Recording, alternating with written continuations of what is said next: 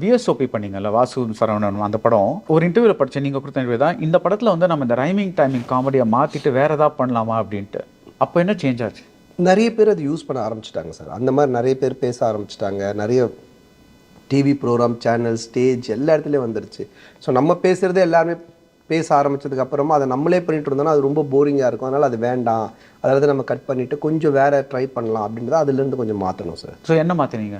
அதுலேருந்து பார்த்தீங்கன்னா அந்த கேரக்டரைசேஷனை அவன் என்ன பண்ண முடியும், அந்த காமெடி வந்து சீக்வன்ஸ்குள்ளே என்ன பண்ண முடியும், அதையே நம்ம எப்படி கிண்டல் பண்ண முடியும். கலாயின்னுவாங்க, நம்ம கலாய்க்கிறத காமெடியாக வச்சுருப்போம், அதையே சொல்லி காமெடி பண்ணணும்.